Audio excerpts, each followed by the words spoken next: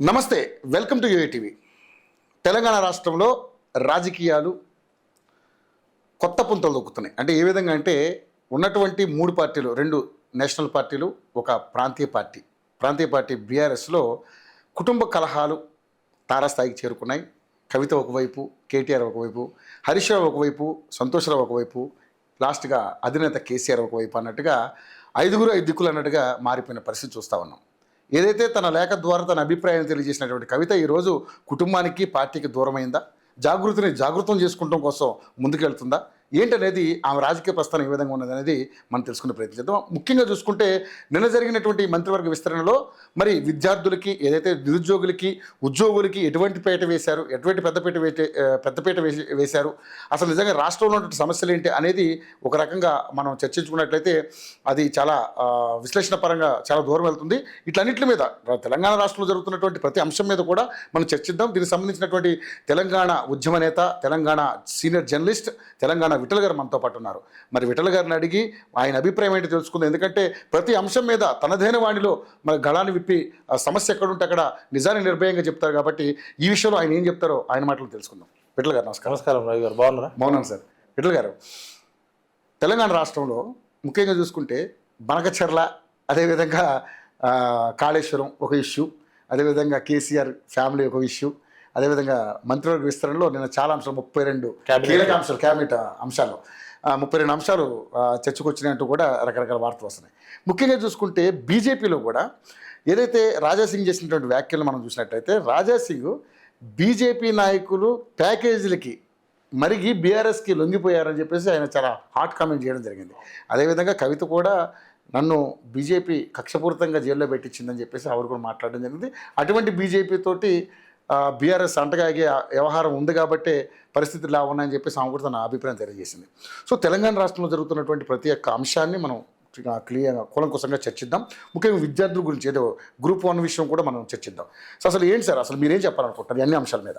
ముందుగా యోయోటీవీ ప్రేక్షకులకి, తెలుగు ప్రేక్షకులకి, తెలంగాణ ప్రజలకి ఉద్యమ అభినందనలు. జై తెలంగాణ. జై తెలంగాణ. అసలు తెలంగాణ అంటేనే త్యాగము, ధైర్యము, నిజాయితీ. తెలంగాణ అంటే కోల్పోవడం.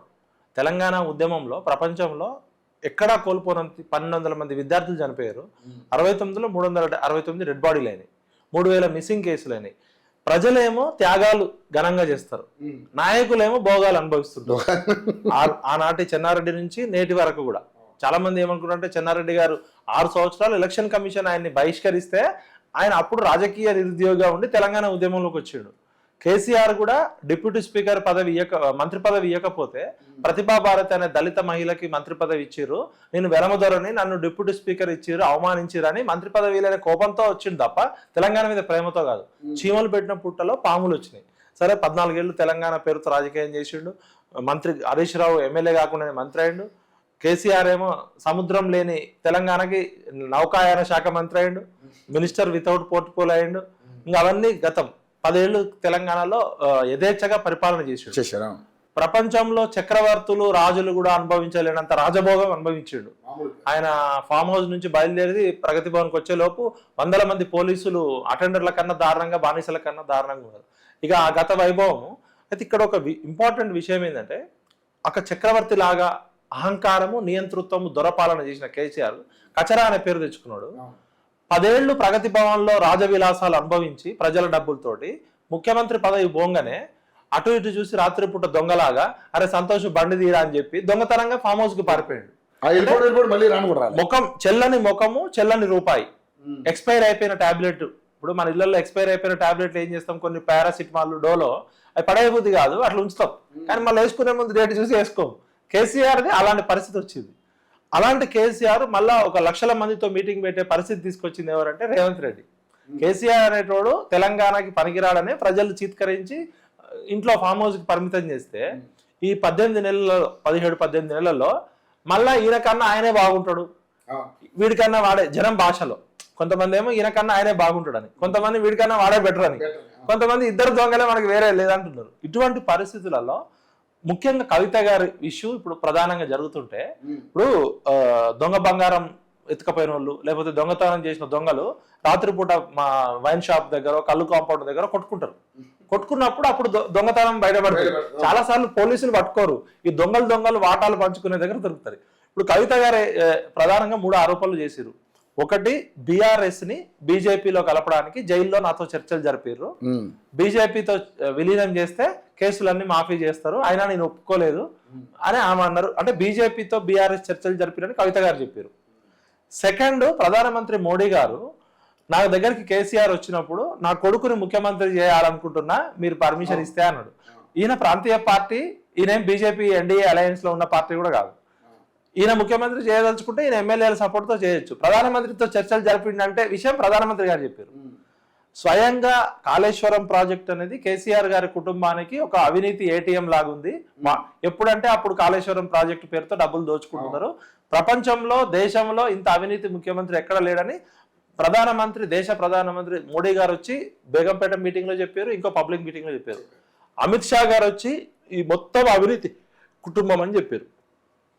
ఇప్పుడు కవిత గారు చెప్పిన దానికి, ప్రధానమంత్రి గారు చెప్పిన దానికి ఇంకా లింకు మొన్న ఆయన రాజాసింగ్ ఏమని చెప్పిండు, బీజేపీలో బీఆర్ఎస్ విలీనం కాదు, మా బీజేపీలో ఉన్న పెద్ద పెద్ద సీనియర్ నాయకులు కొంతమంది ఫామ్ హౌస్ కు పోయి కూర్చొని ఎమ్మెల్యే టికెట్ల గురించి మ్యాచ్ ఫిక్సింగ్ చేసుకున్నారు, పెద్ద నాయకులకు పెద్ద ప్యాకేజీలు ఇస్తే వీళ్ళంతా బీజేపీకి మోసం చేసేటోళ్ళే అని ఓపెన్ గా చెప్పాడు. మరి రాజాసింగ్ గారు ఇచ్చిన స్టేట్మెంట్, ప్రధానమంత్రి మోడీ గారు కేటీఆర్ ని ముఖ్యమంత్రి చేస్తా అని చర్చలు జరిపిన స్టేట్మెంట్, తర్వాత బీజేపీ నాయకులు చర్చలు జరిపిన వాట వాస్తవమే అని చెప్తున్నారంటే ఎవరు మోసం చేస్తున్నారు? ఇప్పుడు పాముకు పుట్టిన పిల్లలు పాములే అవుతాయి. చిన్న పాముని పెద్ద పాము మింగితే పెద్ద పాముని ఆనకొండ మింగుతుంది. ఇక్కడ ఆనకొండ ఎవరు, కొండ చిల్లెది ఎవరు, నాగుపాము ఎవరు తెలవాలంటే అల్టిమేట్ గా బకరా అయ్యేది ప్రజలే. అన్ని రాజకీయ పార్టీ నాయకులు సాయంత్రం 6 తర్వాత ఫామ్ హౌస్ లో కూర్చొని వాటాలు కోటాలు కోసం పంచుకునేటోళ్ళే. పేరుకి అన్ని వేరే. మాస్టర్ ఫ్రాంచైజీ మెగా కృష్ణారెడ్డి లాంటి. ఇప్పుడు మెగా కృష్ణారెడ్డి గురించి అన్ని పార్టీలు తిడతాయి ప్రతిపక్షంలో ఉన్నప్పుడు, కానీ అధికార పార్టీకి వచ్చినప్పుడు అందరూ ఆయన చుట్టూ తిరుగుతారు. మరి మెగా కృష్ణారెడ్డిని అరెస్ట్ చేయలే, మైహోం రామేశ్వరరావును అరెస్ట్ చేయలే, ఇక్కడ ఉన్న ధనిక భూస్వాములను లేకపోతే పెట్టుబడిదారులను కాంట్రాక్టర్ ఎవరు అరెస్ట్ చేయలే. అంటే ఈ రాజకీయ పార్టీ నాయకులంతా ఈ బడా కాంట్రాక్టర్లు ఇసిరే ఎంగిలి మెతుకులకు ఆశపడే బ్రోకర్ నా కొడుకులు అనేది అర్థమవుతుంది.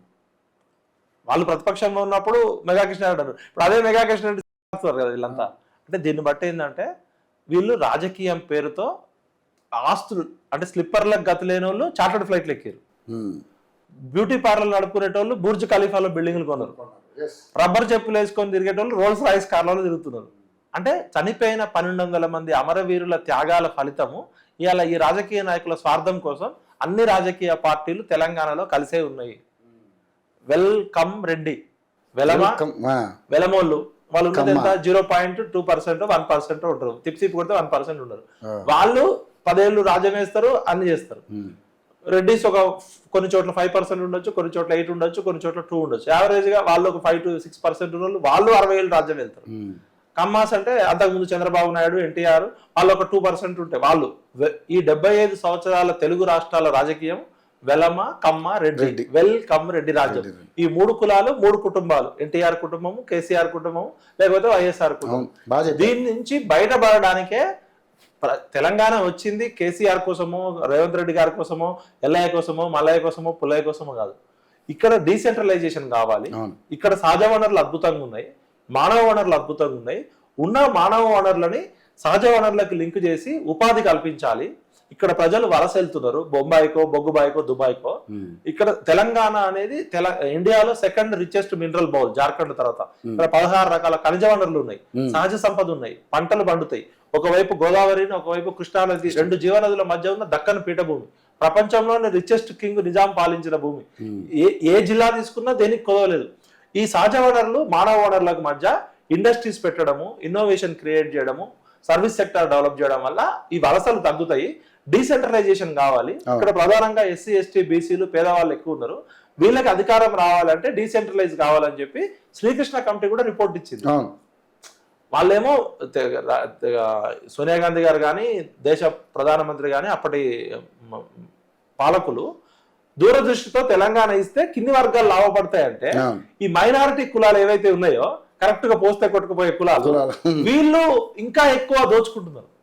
ఇప్పుడు మైనారిటీ కులాలంటే బలహీన వర్గాలు, వెనుకబడ్డ వాళ్ళకు లాభం జరుగుతుందని తెలంగాణ ఇస్తే, పిడికెడు మంది లేని పెత్తందారులు ఈ తెలంగాణని తరతరాల బూజు అని నిజాం రాజు అని దాశరథి కృష్ణమాచార్య రంగాచార్య గారు చెప్పినట్టు వీళ్ళు పట్టుకొని పిచాచుల్లాగా పీడిస్తున్నారు. తెలంగాణ అంటే త్యాగం, తెలంగాణ అంటే ధైర్యం, తెలంగాణ అంటే నిజాయితీ. ప్రపంచ చరిత్రలో, ఉద్యమాల చరిత్రలో ఉద్యమం చేసి లక్షల కోట్లు సంపాదించుకున్న కుటుంబం కల్వకుంట్ల కుటుంబం. ఎక్కడైనా ఉద్యమం చేస్తే కోల్పోతారు, కొంతమంది సమయం కోల్పోతారు, ఆరోగ్యం కోల్పోతారు, కొంతమంది జైలుకి వెళ్తారు, ప్రాణాలు కోల్పోతారు, ఆస్తులు అమ్ముకుంటారు. వీళ్ళ కుటుంబము తెలంగాణ ఉద్యమం వీళ్ళతో స్టార్ట్ కాలే, వీళ్ళతో ఎండుగాలి. 52లో మొదలైనది. ఈయన మధ్యలో చీమలు పెట్టిన పుట్టలో పాములాగా వచ్చి మేమందరం జైల్లోకి పోయినాం. మా 25 ఏళ్ళ జీవితం పోయింది. 1200 మంది పిల్లలు చచ్చిపోయారు, 370 మంది 69లో చచ్చిపోయారు. అప్పుడు కేసీఆర్ చెడ్డీలు కూడా వేసుకోలే. ఆయన 1952లో మొదలైంది ఉద్యమం. ఈయన జాతిపిత కాదు, తెలంగాణ గాంధీ కాదు. ఈయన ఏ పితనో అందరికీ తెలుసు. సాయంత్రం 6 అయితే ఈయన చేసే పనులు అందరికీ తెలుసు. ప్రతి మనిషికి మంచి చెడు ఉంటుంది. కేసీఆర్ గారు మంచి చేసినప్పుడు నెత్తిన పెట్టుకున్నాం. కేసీఆర్ గారు తప్పులు చేసినప్పుడు 2001లోనే నేను ఆఫీసు పలగొట్టినా. 2001లో ఫస్ట్ టీఆర్ఎస్ పార్టీలో జైలుకి వెళ్ళిందే నేను. 13 month 2001 December 27 Telangana TRS party బంధుకు పిలుపునిస్తే చంద్రబాబు నాయుడు గారు మమ్మల్ని అందరిని అరెస్ట్ చేసి 19 కేసులు పెట్టాడు. మా 13 మంది మా జీవితాలు కోల్పోయాం. కేసీఆర్ ఇంట్లో ఎవరు వెళ్ళలే, రేవంత్ రెడ్డి ఇంట్లో వెళ్ళలే, కవిత లేదు. అప్పుడు కవిత అమెరికాలో ఎంజాయ్ చేస్తుంది, కేటీఆర్ అమెరికాలో ఎంజాయ్ చేస్తుండు. హరీష్ రావు రబ్బర్ చెప్పులు వేసుకొని తిరిగేటోడు, ప్రెస్ రిపోర్టర్, తేజ టీవీలో రిపోర్టర్. నేను కేసీఆర్ కూర్చున్నప్పుడు మాకు పేపర్లు ఛాయలు అందించారు. ఆయన ఎమ్మెల్యే కాకుండా మంత్రి అయిండు. ఈమె అమెరికా నుంచి రాగానే ఈమె జాగృతి పెట్టుకుంది, ఎంపీ అయింది. వాళ్ళ అన్న మినిస్టర్ అయిండు. వాడు మందు పిల్లలు ఇచ్చే సంతోషరావు గారు రాజ్యసభ అయిండు. మందులో సోడాగాలు పెట్టాడు, మంత్రి అయిండు. వీళ్ళు ఏం కోల్పోయారు అని ఉద్యమం అంటే కోల్పోవడం కాదు, ఏం కోల్పోయారు? కవిత చెప్పడం వల్ల ఏంటంటే బీజేపీ బీఆర్ఎస్ కి మధ్య ఉన్న రహస్య చీకటి ఒప్పందాలు బయటపడ్డాయి.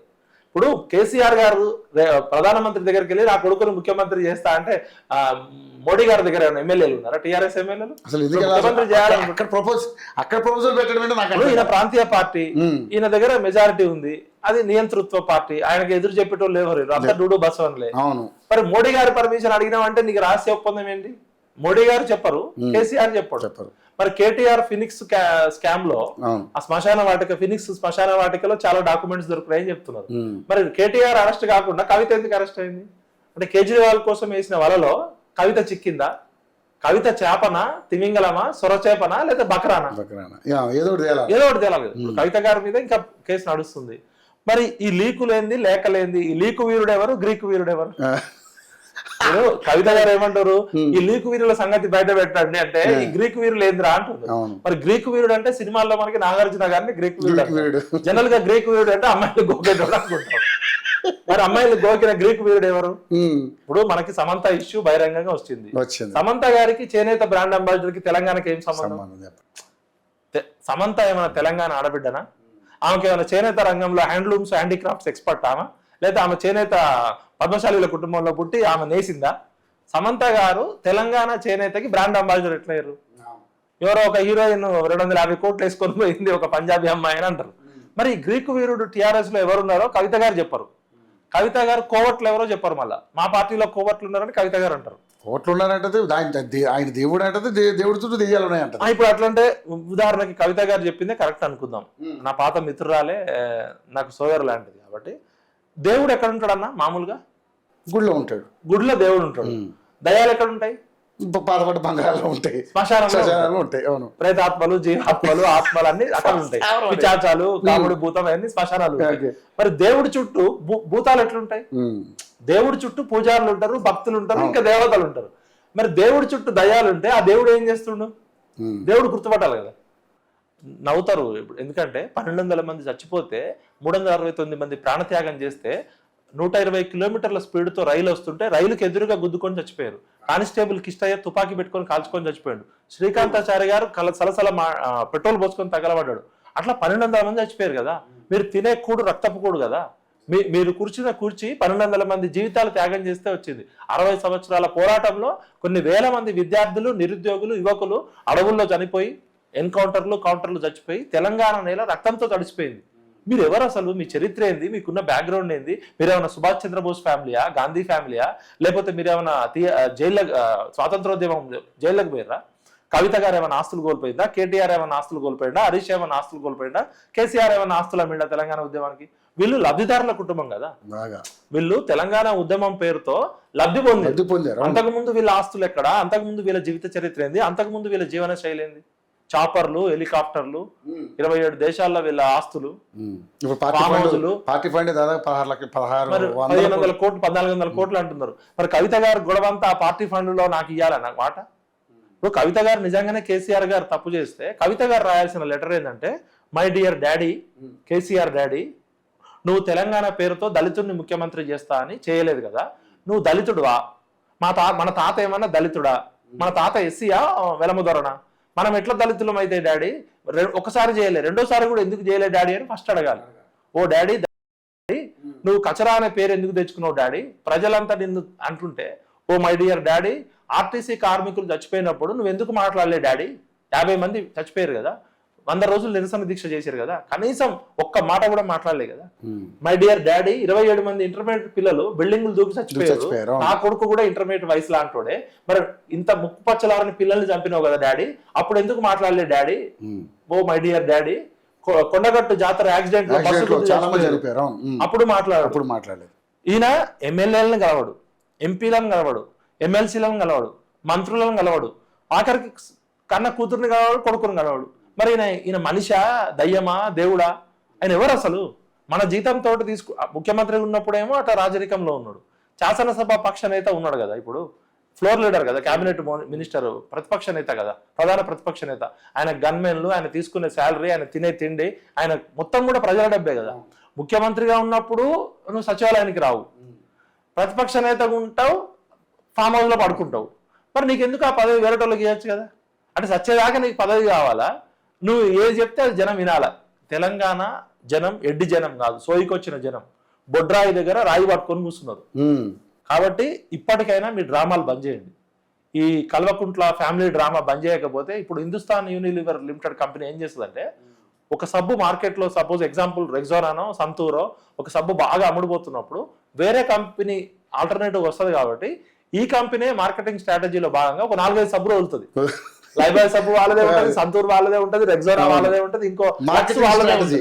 అంటే కంపెనీ మనదే, కానీ ప్రజలు ఏమనుకోవాలి, లక్స్ బాగాలేకపోతే రెగ్జోనా కొనుక్కోవాలి, రెగ్జోనా బాగాలేకపోతే సంతూర్ కొనుక్కోవాలి.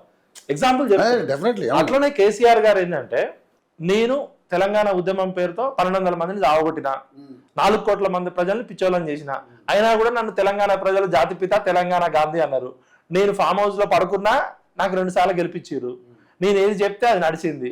7 లక్షల కోట్లు అప్పు చేసినా కూడా నన్ను రాళ్లతో కొట్టలే, నన్ను కాపలా కుక్క అన్నారు. ఆయన చెప్పిండు, నా కొడుకు కూతురు అమెరికాలో ఉంటారు, వాళ్ళెవ్వరు కుటుంబ రాజకీయాల్లోకి రారు, నేను నా ముసలిది 1/4 కేజీ బియ్యం పెట్టుకుంటే సరిపోతుంది, నా కొడుకు పెద్ద ఉద్యోగం చేస్తుండే అమెరికాలో, నా కూతురు పెద్ద ఉద్యోగం చేస్తుంది అన్నారు. మరి ఎందుకు వచ్చారు నీ కొడుకు కూతురు? వచ్చిన వాళ్ళు ఏమైనా జైల్లోకి పోయారా, త్యాగాల ఆస్తులు అమ్మిర్రా, మెడలో పుస్తకాలు అమ్మిర్రా? మరి ఒక ఆమె ఎంపీ అవుతుంది, ఒకసారి ఎమ్మెల్సీ అవుతుంది, ఓడిపోయినా కూడా ఒక ఆయన మినిస్టర్ అవుతాడు, అన్ని శాఖలు వాళ్ళ కిందనే పెట్టుకుంటారు. అంతకు ముందు కేసీఆర్, కేటీఆర్, కవిత, హరీష్ రావు, సంతోష్ రావు ఈ వెలమల ఆస్తులు ఎంత, ఇప్పుడు ఎంత? వీళ్ళ దగ్గర ల్యాండ్ బ్యాంక్. అంటే ప్రజలు పిచ్చోళ్ళు అనుకుంటున్నారు, వీళ్ళు ప్రజలు అన్ని గమనిస్తారు. ఇప్పుడు మనం ఏది ఇస్తే అది తిరిగి వస్తుంది, కర్మ రిటర్న్స్ అన్నట్టు. ఇలా కేసీఆర్ గారు 10 ఏళ్ళు ముఖ్యమంత్రిగా ఉండి ముఖం చెల్లకుండా చెల్లని రూపాయలాగా ఫామ్ హౌస్కి ఎందుకు పరిమితమైందంటే ఆయన చేసిన తప్పులు ఆయన వెన్నాడుతున్నారు. సొంత కూతురికి టైం ఇవ్వలేనోడు మనిషి ఎట్లయితాడు? నిజంగా అంటే తండ్రిని కలవడానికి కూతురికి పర్మిషన్ ఉండదా? అది కూడా లేఖ ద్వారా చెప్పడం అంటే ఇది కొంచెం ఆశ్చర్యకరంగాను చాలా విచిత్రంగా అనిపించింది. ఎందుకంటే ఇప్పుడు వాళ్ళ తండ్రిని కలవడానికి వెళ్ళడానికి కూడా మధ్యలో సంతోష్ రావుని అపాయింట్మెంట్ ఫిక్స్ చేస్తే వెళ్ళడం అంటే ఇది ఎంత దారుణం అనేది నాకు ఇప్పటికీ అర్థం కాని క్వశ్చన్. అంటే ఇక్కడ వాస్తవానికి చాలా మంది తెలియదు, కానీ నేను ఆ కుటుంబంతో కలిసి పనిచేసిన కేసీఆర్ గారు అంటే నాకు కూడా ఇప్పుడు చెడు చేసినప్పుడు చెడు చెప్తాను, వ్యక్తిగతంగా ద్వేషం ఉండదు. కూడా తెలంగాణ ఉద్యమాన్ని రాజకీయ పందాలో మార్చి, సరే 1200 మంది చచ్చిపోయిన మాట వాస్తవము, రాజకీయ ప్రక్రియలో తన ఎత్తుగడలతో తన మాటల గారితో తెలంగాణ తీసుకురావడంలో కేసీఆర్ పాత్ర ఉంది, అదెవరు అనలేరు. అసలు దిలీప్ సార్ని మీరు ఇంటర్వ్యూ చేయండి ఒకసారి. దిలీప్ సార్ ఏమని చెప్తారంటే, ఒక లండన్కి చెందిన డాక్టర్, వరంగల్ అతనట, లండన్లో ఫేమస్ సైకియాట్రిస్ట్. కేసీఆర్ గారు కేంద్ర మంత్రిగా ఉన్నప్పుడు ఆయన కలిశారట. కలిసి ఒక 2-3 గంటలు మాట్లాడిన తర్వాత భోజనం చేసి స్పెండ్ చేసినాక దిలీప్ గారికి చెప్పారట, మీ బాస్కి బైపోలార్ డిజార్డర్ ఉంది, హాలిసినేషన్, మూడ్ స్వింగ్స్ ఉన్నాయి, ఆయన మానియాలో ఉన్నప్పుడు ఏం చేస్తాడో ఆయనకే తెలియదు, ఒక నెల రోజులేమో ఫుల్ స్వింగ్ లో ఉంటాడు, ఒక నెల రోజుల్లో 15 రోజుల్లో సముద్రంలో ఆటుపోటు పౌర్ణమి అమావాస్య లాగా పూర్వకాలం అమ్మాయిలుగా అట్లనే ఆయన 15 రోజులు డిప్రెషన్ లోకి వెళ్ళిపోతాడు. ఆయన ఇమీడియట్ గా ఆయనకి ట్రీట్మెంట్ ఇప్పిండి అని దిలీప్ గారికి చెప్పారని దిలీప్ గారే చెప్పారు. కావాలంటే దిలీప్ సార్ ఇంటర్వ్యూ చేయండి. దిలీప్ సార్ ఆయన అంతరంగిక కార్యదర్శిగా పనిచేసిండు. కపిల్ వాయి దిలీప్ కుమార్ గారు ఆయన ఐఎఫ్ఎస్ ఆఫీసర్. అవును. ప్లస్ ఆయన ఓపెన్ గా అపరిచితుడు బుక్ లో కూడా రాశారు. మీరు నేను చెప్పారు కేసీఆర్ గారికి ఉన్న జబ్బుకు ట్రీట్మెంట్ ఇప్పియక ఈ పొరగాళ్ళంతా ఆయన చుట్టూ చేరి ఆయన సంపాదించిన డబ్బులన్నీ సంపాదిస్తారు కానీ ఆయన ట్రీట్మెంట్ ఇప్పియట్లే. అందుకనే ఆయన డిప్రెషన్ లో ఉండి ఒంటరిగా గడుపుతున్నాడు. ఆయన ఫస్ట్ అర్జెంట్ గా తీసుకెళ్లాల్సింది తీసుకెళ్ళాలి. నవ్వు కూడా చెప్పట్లే, వాస్తవం. చాలా మంది చెప్పాలంటే భయపడతారు, ఇంకో ధైర్యం చేయరు. నేను చెప్పింది కాదు, దిలీప్ గారు టీవీ స్టూడియోలో చెప్పారు, మన ఏబిఎన్ ఛానల్ లో కూడా చెప్పారు, విటల్ చెప్పింది వాస్తవమే అని కూడా చెప్పారు. ఇప్పుడు కేసీఆర్ గారి ప్రవర్తన చూడండి, లేస్తే మనిషి కాడు, పడుకుంటే మళ్ళీ లేవాడు. ఆయన ఒక నెల రోజులు పూర్తిగా చీకటి, అసలు ఎవరికి దొరకడు. అంటే ఏంటి, ఆయనకు పర్సనల్ గా ప్రాబ్లం ఉంటే ఆయన వ్యక్తిగత ప్రాబ్లం. మీరు కొట్టుకోండి, ఆస్తుల కోసం ఫామ్ హౌస్ లో కొట్టుకోండి, మీ ఇంట్లో కొట్టుకోండి, ఇది మీ కుటుంబం. అసలు మీ కుటుంబం వల్ల తెలంగాణకి ఏం జరిగింది చెప్పండి లాభం? అది పక్కన పెట్టండి. నిజంగా ఆ కుటుంబం వల్ల తెలంగాణకి ఏం జరిగింది అనేది పెద్ద క్వశ్చన్. అది ఎప్పటికీ ఎవరికి అర్థం కాదు. నష్టపోయింది ప్రజలు, చచ్చిపోయింది విద్యార్థులు. మరి వీళ్ళ 1200 మంది చరిత్ర, 1200 మంది విగ్రహాలు ఉండాలి కదా. అవును. అది ఇంకోటి ఏంటంటే, ఇప్పుడు ఈ కుటుంబ కలహాల వల్ల అసలు వీళ్ళ స్ట్రాటజీ ఏంటి?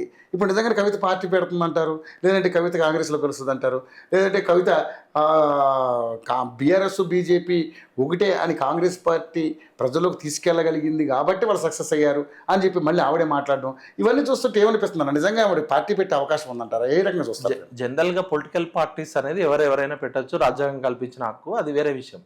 పార్టీ పెట్టాలంటే ఒక నినాదం ఉండాలి. ఇప్పుడు సిచ్యువేషన్, ఈక్వేషన్, ఆర్టికులేషన్. కేసీఆర్ గారు పార్టీ పెట్టే సందర్భంలో సిచ్యువేషన్ ఏంటంటే చంద్రబాబు నాయుడు మీద వ్యతిరేకత, సమైక్యాంధ్ర పాలకులు తెలంగాణకి ద్రోహం చేస్తున్నారని 60 ఏళ్ల నుంచి జరుగుతున్న ఉద్యమ నేపథ్యము, 96 నుంచి 2001 వరకు తెలంగాణ మహాసభ గాని, తెలంగాణ జనసభ గాని, బెల్లి లలితని 17 ముక్కులుగా చంపడము, నయీం గ్యాంగు, ఆజం అలీ అనే ఒక లాయర్ని చంపడము, ప్రొఫెసర్ పురుషోత్తం అనే ఒక అడ్వకేట్ ని చంపడం. ఈ 96 నుంచి 2001 వరకు 20 మంది తెలంగాణ పేరుతో ఉన్న ఆయన ఎవరు మన మారోజు వీరన్నని ఎన్కౌంటర్ చేయడము. దీంతో లెఫ్ట్ పార్టీలు అన్ని కూడా మనము ఈ ప్రజా ఉద్యమాల ద్వారానే తీసుకురావాలని చెప్పి మహాసభ, జనసభ, Ashok talkies meeting, Basant talkies meeting, Bhuvanagiri meeting, Warangal declaration ద్వారా తెలంగాణ ఉద్యమానికి కావాల్సిన పునాదంతా Maoist party, Maroju Veeranna, left పార్టీలు వేసినాయి. కేసీఆర్ గారు పార్టీ పెట్టినప్పుడు కూడా 30,000 మంది నక్సలైట్ సింపథైజర్స్ వచ్చారు కరీంనగర్ సింహగర్జనకి. ఆయన ఈ మొత్తం ఒక రాజకీయ ప్రక్రియ ఇచ్చిండు టీఆర్ఎస్ అని. సిచ్యువేషన్ అప్పుడు అట్లుంది. కేసీఆర్ గారికి స్వతహాగా భాష మీద ఉన్న పట్టు, ఆయన వాక్చాతుర్యంతో ఆర్టికులేషన్ ఉంది. సిచ్యువేషన్, ఆర్టికులేషన్ తగ్గట్టు ఈక్వేషన్ తయారైంది. ఇప్పుడున్న సిచ్యువేషన్ లో అప్పుడు జై తెలంగాణ నినాదము పాత నినాదం, అది 69 నినాదాన్ని కేసీఆర్ గారు మళ్ళీ రాజకీయ అవసరాల కోసం వాడుకున్నాడు. ఆయన 14 ఏళ్ళు ఉద్యమం చేసిండు, 10 ఏళ్ళు అనుభవించిండు, ఆయన కోల్పోలే. ఇప్పుడు కవిత గారు పెడుతున్న సందర్భంలో ఆమె ఏం నినాదంతో వస్తుంది? ఆమె బతుకమ్మ అన్నది, ఆమె బొడ్డెమ్మ అన్నది, ఆమె గౌరమ్మ అన్నది, చివరికి ఏం బిరుదు తెచ్చుకుంది? లిక్కర్ లిల్లీ అని, లిక్కర్ రాణి అని, సారా రాణి అని, సారా దందా చేసింది. ఇప్పుడు తెలంగాణ మహిళలు జనరల్ గా వ్యాపారాలు చేయరు, అది పోయి ఇంకే వ్యాపారాలు చేసినా ఇంకా సారా దందా చేసి సారా బుడ్డి, వీళ్ళు అయ్యేమో తాగుబోతు కచరా అని పేరు తెచ్చుకొని తెలంగాణను ఆగం చేసిండు. 40,000 కోట్లు ఎక్సైజ్ ఆదాయం చెప్పి చాలా పుస్తలు తెంపిండు. 5,000 కోట్ల రూపాయలు ఉన్న ఎక్సైజ్ ఆదాయం 40,000 కోట్లకు తెచ్చిందంటే అది పాలన అసమర్థత. ఇప్పుడు ప్రజల్ని తాగిపిచ్చి, ఊగిపిచ్చి, ఉడతా తెలంగాణ చేసి తాగిపిచ్చి ట్యాక్స్ వసూలు చేయడం అది రాజనీతిజ్ఞత, అది పరిపాలన దక్షత. ప్రజలందరినీ తాగుబోతులు చేసి పిల్లల మెడలో పుస్తలు తాగిపోయాక చిన్నపిల్లలు గంజాయికో, మత్తుకో, బానిసకో, డ్రగ్స్, పబ్స్ కల్చర్ తీసుకొచ్చిండు. అది పెద్ద గొప్పతనమా? తెలంగాణనే ఇట్లా ఏడిసి వస్తుంది, ఉడతా పంజాబ్ పోయి ఉడతా తెలంగాణ అవుతుందంటే ఈమె గోవాకి, ఢిల్లీకి, పంజాబ్కి పోయి లిక్కర్ దందా పెట్టింది.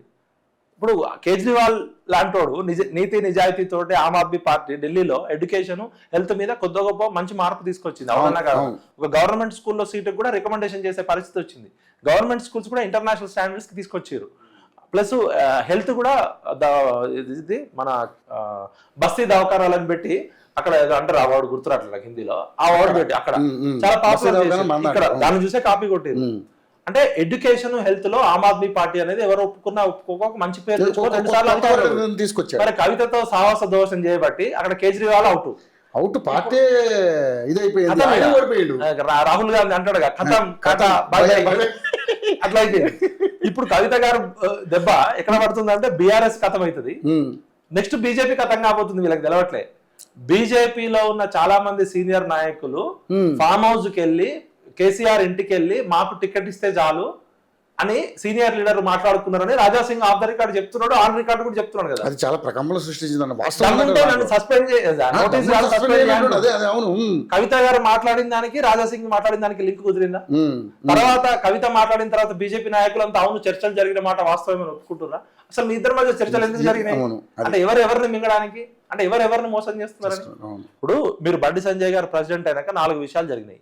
ఒకటి, ఒక కార్పొరేటర్ గా ఉన్న వ్యక్తి ఫస్ట్ టైం ఎంపీగా గెలవడమే ఆశ్చర్యం. అంటే అలాంటి స్ట్రీట్ ఫైట్ చేస్తాడని చెప్పి సీనియర్లు అందరినీ పక్కకు పెట్టి, అమిత్ షా గారు ఈ సీనియర్లు అంతా పనికిరాని వాళ్ళు పక్కకు పెట్టి బండి సంజయ్ గారు తీసుకొచ్చినాక దుబ్బాక గెలిచిందా లేదా? బ్రహ్మాండంగా. ఒకవైపు హరీష్ రావు, ఒకవైపు సంతోష్ రావు అనేవాడు కేటీఆర్, ఒకవైపు కేసీఆర్, సిద్దిపేట, సిరిసిల్ల, గజ్వేల్, ఈ మూడింటి మధ్యలో ఉన్న దుబ్బాక బీజేపీ గెలుస్తుందని ఎవరు అనుకున్నారా?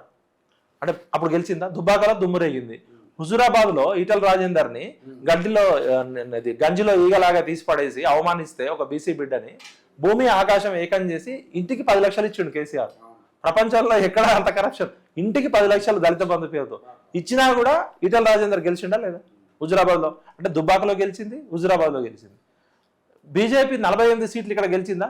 కార్పొరేట్ ఎలక్షన్ లో అసలు ఎవరైనా ఊహించారా? టీఆర్ఎస్ కొట్టుకుపోయింది కదా. ఆ తర్వాత అప్పుడు బండి స్పీడ్ గా పోతున్నప్పుడు బండి టైర్ లో గాలి బీకింది ఎవరు? బండిని బండకేసి బాధింది ఎవరు? పరిగెడుతున్న బండి సంజయ్ కాళ్ళలో కట్టబెట్టింది ఎవరు? అంటే మరి కేసీఆర్ కి బండి సంజయ్ పదవి ఇవ్వడానికి ఏమైనా లింక్ ఉందా? ఇప్పుడు చర్చలు ఎందుకు జరిగినాయి? చర్చల్లో మరి మునుగోడులో ఓడిపోయింది. అప్పుడు కవితని రోజు ఇవాళ అరెస్ట్ చేస్తున్నారు, రేపు అరెస్ట్ చేస్తున్నారు అని ఢిల్లీ నుంచి గల్లీ దాకా ఎంపీలంతా మీటింగ్లు పెట్టారు. మరి కవిత గారిని అప్పుడు ఎందుకు అరెస్ట్ చేయాలి? అప్పుడు అరెస్ట్ చేసి ఉంటే నిజంగా మరి మునుగోడులో ఓడిపోయింది, కర్ణాటకలో ఓడిపోయింది. బండి సంజయ్ బండి స్పీడ్ గా పోతున్న బండి టైర్లు బీకేసారు, పంచర్ చేశారు. అది బీజేపీలో చేశారు కదా. మరి కేసీఆర్ చెప్తే మీరు విన్నారా? ఎందుకు చేసారు? అది ఇప్పటివరకు చెప్పరు. బండి సంజయ్ గారిని ఎందుకు తీసేసారు అంటే ఎవరు చెప్పరు. మరి ఇప్పుడు వస్తున్న కవిత చెప్తున్న వ్యాఖ్యలు, ఆయన ఎవరు రాజా సింగ్ చెప్తున్న వ్యాఖ్యలు, ఫామ్ హౌస్ కి వెళ్ళిన బీజేపీ లీడర్లు ఎవరు? సీనియర్ లీడర్లు. ఒక్కొక్క కాన్స్టిట్యూన్సీ లో ఏమని చెప్పారు నేను చెప్తా తర్వాత సమయం వచ్చినప్పుడు. నాకు పోటీగా వీక్ క్యాండిడేట్ పెట్టమని పెట్టుకున్నారట వీళ్ళు. Match fixing.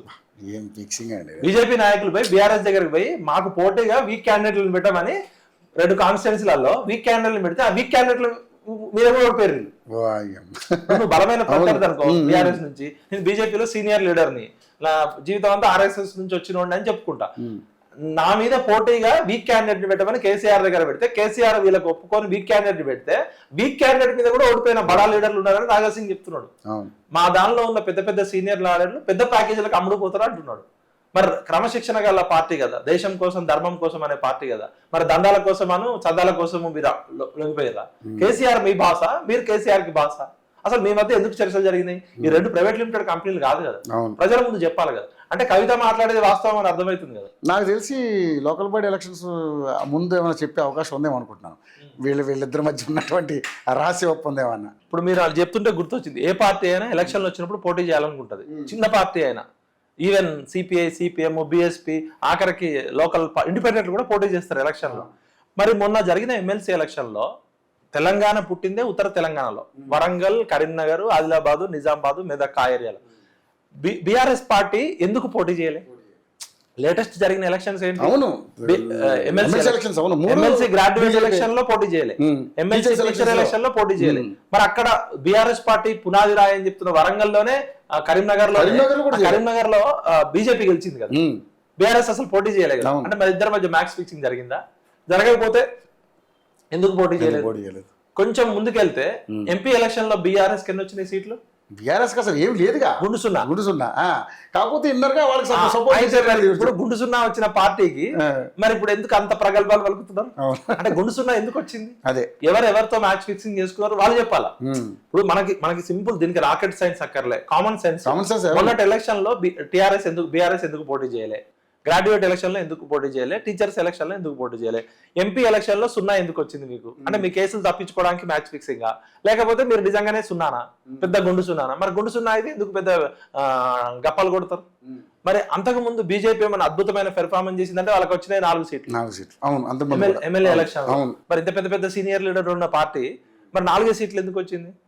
మరి అంతకుముందు జరిగిన క్రమము బండి సంజయ్ గారిని ఎందుకు తీసేసారో చెప్పారు. ఎమ్మెల్సీ ఎలక్షన్ లో టీఆర్ఎస్ ఎందుకు పోటీ చేయలేదు వాళ్ళు చెప్పారు, బీజేపీ వాళ్ళు చెప్పారు, టీఆర్ఎస్ వాళ్ళు చెప్పారు.